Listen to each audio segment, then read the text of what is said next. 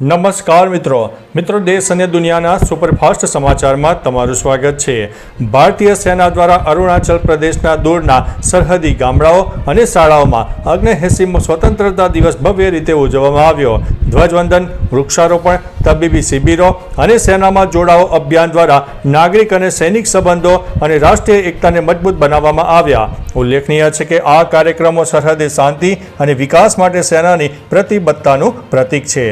મિત્રો, અન્ય મહત્વના સમાચારની વાત કરીએ તો સ્વતંત્રતા દિવસ પર પીએમ મોદીએ 103 મિનિટ ભાષણ આપ્યું। 79મા સ્વતંત્રતા દિવસ પર પીએમ મોદીએ લાલ કિલ્લા પર સતત 12મી વખત ત્રિરંગો ફરકાવ્યો।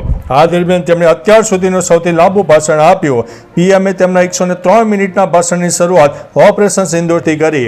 તેમણે આ પર 13 મિનિટથી વધુ ભાષણ આપ્યું। તેમણે આતંકવાદ, સિંધુ કરાર, આત્મનિર્ભરતા, મેડ ઇન ઇન્ડિયા, નક્સલવાદ અને ગેરકાયદેસર ઘૂસણખોરો પર પોતાના વિચારો રજૂ કર્યા છે। મિત્રો, અન્ય મહત્વના સમાચારની વાત કરીએ તો વિવાદ બાદ જામનગરનો લોકમેળો ખુલ્લો મૂકવામાં આવ્યો। જામનગરમાં વિવાદ બાદ શ્રાવણી મેળો હવે સામાન્ય નાગરિકો માટે ખુલ્લો મુકાયો છે। અગાઉના વિવાદો અને સુરક્ષા પ્રશ્નોને પગલે જોડાયેલી મર્યાદા દૂર કરવામાં આવી છે। સાંસદ પૂનમ માડમના હસ્તે આ મેળો ખુલ્લો મૂકવામાં આવ્યો। આ મેળો ખુલવાની સાથે લોકો મોટી સંખ્યામાં ઉમટી પડ્યા। રાઇડ્સ, સ્ટોલ અને સાંસ્કૃતિક કાર્યક્રમો માટે મેળામાં ફરીથી ઉત્સાહ જોવા મળ્યો હતો। મિત્રો, અન્ય મહત્વના સમાચારની વાત કરીએ તો સાંસદ પૂનમ માડમે માણી છે મેળાની મોજ। જામનગરમાં વિવાદ વચ્ચે લોકમેળો આખરે ખુલ્લો મૂકવામાં આવ્યો। શહેરમાં વિવિધ શંકાઓ અને વિવાદો વચ્ચે લોકમેળા માટે દરવાજા ખુલતા લોકોમાં ઉત્સાહનો માહોલ જોવા મળ્યો। આ મેળામાં સાંસદ પૂનમબેન માડમે પણ હાજરી આપી વિવિધ રાઇડ્સનો આનંદ માણ્યો। તેમની હાજરીએ મહેફિલમાં જન ઉત્સાહ વધાર્યો છે। લોકમેળો હવે પૂરા જમાવટ સાથે શરૂ કરવામાં આવ્યો છે અને લોકો સામાજિક જીવનમાં ફરીથી ખુશી અનુભવાતા જોવા મળી રહ્યા છે। મિત્રો, અન્ય મહત્વના સમાચારની વાત કરીએ તો રાજ્ય સરકારનો કેદીઓનો માટે મહત્વનો નિર્ણય। રાજ્ય સરકારે જેલમાં બંધ કેદીઓના બાળકો તથા વયસ્ક બંદીવાનો માટે પ્રોત્સાહન ઇનામ આપવાની જાહેરાત કરી છે। બંદીવાનોના બાળકો સ્પર્ધાત્મક પરીક્ષા તેમજ રમતગમત ક્ષેત્રે સિદ્ધિ મેળવશે તો તેમને પ્રોત્સાહન આપવાના વિકાસદીપ યોજનાની જાહેરાત કરી છે। પ્રથમ પરીક્ષા પાસ કરવા બદલ 5,001 રૂપિયા, મુખ્ય અને લેખિત પરીક્ષા પાસ કરવા બદલ 10,001 રૂપિયા, અંતિમ પસંદગી અને નિમણૂક બદલ 15,000 રૂપિયા અને 1 રૂપિયાનું ઇનામ જાહેર કરવામાં આવ્યું છે। મિત્રો, અન્ય મહત્વના સમાચારની વાત કરીએ તો રજનીકાંતનો વર્કઆઉટનો વિડીયો વાયરલ થયો છે। 74 વર્ષીય રજનીકાંતનો વર્કઆઉટ વિડીયો સોશિયલ મીડિયા પર વાયરલ થયો છે। વિડીયોમાં તેઓ ડમ્બેલ્સ ઉઠાવતા અને વિવિધ કસરતો કરતા જોવા મળે છે। તેમની તાજેતરની ફિલ્મ કુલીએ રિલીઝના પ્રથમ દિવસે 65 કરોડ અને અત્યાર સુધીમાં કુલ 74.04 કરોડ રૂપિયાનું કલેક્શન કર્યું છે।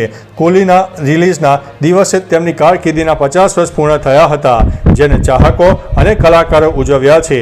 કમલ હાસન સહિત અનેક લોકોએ તેમને અભિનંદન પાઠવ્યા છે। મિત્રો, અન્ય મહત્વના સમાચારની વાત કરીએ તો ઓસ્ટ્રેલિયા સામે ભારતની બીજી જીત। ઓસ્ટ્રેલિયા પ્રવાસ પર રહેલી ભારતે મહિલા ટીમ સતત બીજી વનડે જીતી લીધી છે। આ સાથે ટીમે શ્રેણીમાં 2-0ની લીડ મેળવી છે। ઓસ્ટ્રેલિયાએ પ્રથમ રમતા 50 ઓવરમાં 9 વિકેટ ગુમાવીને 265 રન બનાવ્યા હતા, જેના જવાબમાં ભારતે 1 બોલ બાકી રહેતા 8 વિકેટ ગુમાવીને લક્ષ્ય હાંસલ કરી લીધું। ભારત તરફથી યાસિસ્કા ભાટિયા, રાધા યાદવ અને તનુજાએ અડધી સદી ફટકારી હતી। ભારતે પહેલી વનડે 3 વિકેટથી જીતી હતી। મિત્રો, અન્ય મહત્વના સમાચારની વાત કરીએ તો કચ્છના એસપી વિકાસ સુંડા COAS સન્માનિત કરવામાં આવ્યું છે। કચ્છના એસપી વિકાસ સુંડાને ઓપરેશન સિંદૂર દરમિયાન આપેલી ઉત્તમ સેવાઓ બદલ સ્વતંત્રતા દિવસ 2025ના અવસરે પ્રતિષ્ઠિત chief of army staff commendation એનાયત કરવામાં આવ્યો છે। આ સન્માન તેમના બહાદુરી ભર્યા કાર્ય અને સમર્પણની કદર કરવા માટે એનાયત કરવામાં આવ્યો છે। એસપી વિકાસ સુંડાએ કચ્છનું જ નહીં પરંતુ સમગ્ર દેશનું ગૌરવ વધાર્યું છે। મિત્રો, અન્ય મહત્વના સમાચારની વાત કરીએ તો પશુથી માણસમાં ફેલાતા ફીવરથી એકનું મોત થયું છે। અમદાવાદના ધોળકામાં પીસવાડા ગામમાં પશુઓમાં ફેલાતી ક્રિમિયન કોંગો હેમિરેજ ફીવરથી 50 વર્ષીય આધેડનું મૃત્યુ થતાં આરોગ્ય તંત્ર એલર્ટ બન્યું છે। સંક્રમિત પશુઓના સંપર્કમાં આવવાથી આ બીમારીને ભરડો લીધો છે। આરોગ્ય વિભાગની 5 ટીમોએ સર્વેલન્સ શરૂ કરીને 168 ઘરોની મુલાકાત લીધી અને 900 લોકોની તપાસ કરી। જે ઘરમાં CCHFનો એક કેસ નોંધાયો છે તેની આસપાસના 36 ઘરોમાં દવાનો છંટકાવ કરવામાં આવ્યો છે। તો ચાલો મિત્રો, ફરીથી દેશ અને દુનિયાના સુપરફાસ્ટ સમાચાર લઈને મળતા રહીશો। ત્યાં સુધી અમને રજા આપશો। નમસ્તે।